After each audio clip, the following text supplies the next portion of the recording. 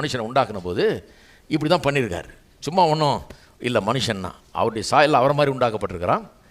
அவரை போலவே இயங்குவதற்கு வேண்டிய எல்லா ஆதாரங்களும் அவனுக்கு கொடுக்கப்பட்டிருக்கிறது. அப்படி தான் மனுஷன் இருக்கிறான். இப்போ அவன் என்ன பண்ண முடியும்? பெருக முடியும்.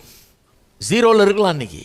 ஆனால் அவனை கொஞ்ச நாள் பொறுத்து பாருங்கள், பெருகி இருப்பான், அவன் வளர்ந்து இருப்பான். வளர்ச்சிங்கிறது ஒவ்வொருவனுக்குள்ளும் கடவுள் கொடுத்த ஒரு ஆசீர்வாதம். மனுஷனுக்குள்ளே கடவுள் அதை சொல்லியிருக்கிறார், கொடுத்துருக்கிறார். பழுக முடியும், பெருக முடியும், நிரப்ப முடியும், காலியானதெல்லாம் நிரப்ப முடியும், கீழ்ப்படுத்த முடியும், ஆண்டு கொள்ள முடியும்.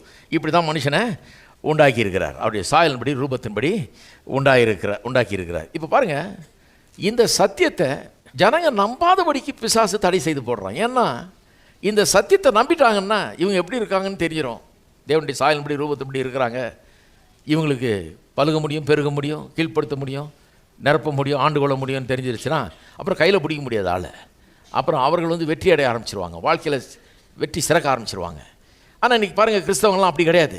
ஏன்னா பழுக முடியும்னு நம்புறதில்லை, பெருக முடியும்னு நம்புறதில்லை, நிரப்ப முடியும்னு நம்புறதில்லை. காலி ஆயிடுச்சுன்னா காலி ஆயிடுச்சுன்னு இவங்களே சொல்லுவாங்க. காலி ஆயிடுச்சுன்னு சொல்கிறதுக்கு தான் கர்த்தர் அழைச்சிருக்காருன்னு நினைக்கிறாங்க. அப்புறம் கீழ்ப்படுத்த முடியும்னு நம்புறதில்லை, எல்லாத்தையும் ஆண்டு கொள்ள முடியும். நம்ம என்ன பிரதர், கால் தூசிக்கு சமானம், நம்ம ஒன்றும் கிடையாது இல்லையா அப்படின்னு ஒன்றா எல்லோரும் ஆளே இல்லையா அப்படின்னு சொல்லி அதுக்கு ஒரு 4 பேர் இருக்கிறாங்க. அந்த மாதிரி பிரசங்கம் பண்ணுறது தான் நல்ல ஆளுங்க, நாங்கள்லாம் கெட்ட ஆளுங்க. அந்த மாதிரி ஆயிடுச்சு இன்றைக்கி உலகத்தில். அப்படி உண்டாக்கிட்டாங்க. ஏன்னா சத்ரு இந்த சத்தியத்தை எதிர்க்கிறான் பாருங்கள். ஜனங்க எப்படி உண்டாக்கியிருக்காரு, ஆசீர்வாதம்னா என்ன அப்படின்னு கற்றுக்கிட்டாங்கன்னா கலாத்தியர் 3:13 விளங்கணும். ஏசு என்ன செய்ய வந்தாருன்னு. என்ன செய்ய வந்தார்? இந்த ஏற்பட்ட ஆசீர்வாதம், பழுகக்கூடிய, பெருகக்கூடிய, நிரப்பக்கூடிய, கீழ்ப்படுத்தக்கூடிய, ஆண்டு கொள்ளக்கூடிய சக்தி இருந்தது பாருங்கள் மனுஷனுக்கு. கடவுள் முதல்ல கொடுத்தாரு. அதைத்தான் இழந்து போனான் மனுஷன். பாவம் அதைத்தான் இழக்க வச்சு விட்டுச்சு. அவனை இழந்து போய் அப்படி இருக்க வேண்டிய கீழே வந்துட்டான்.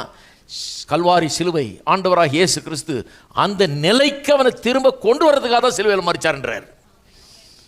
அந்த நிலைமைக்கு மறுபடியும் அவனை கொண்டு வரதுக்கு தான் பாருங்கள். அது விளங்கிடுச்சுன்னா, ஆசீர்வாதம்னா என்னன்னு விளங்கிடுச்சுன்னா, இப்போ சிலுவையின் மூலமாக என்ன உண்டாயிருக்குன்னு விளங்கிடும்.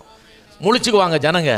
முழிச்சுக்கிட்டு இவ்வளோ அதிகாரம் நமக்கு கொடுக்கப்பட்டிருக்கிறதா, எடுத்து அடிய, விரட்டு பிசாசு, துப்பாக்கி எடு, காலி பண்ண அவனை, எல்லாத்தையும் கீழ்ப்படுத்த ஆண்டுகள்னு கிளம்பிடுவாங்கன்னு சொல்லி தான் பிசாசானவன் இப்படிப்பட்ட சத்தியத்தை போதிக்கப்படாமல், இதை வெளிப்படுத்தாமல் பத்திரமா பார்த்துக்கிறான். ஏன்னா இதுக்கு ஒரு பெரிய எதிரி.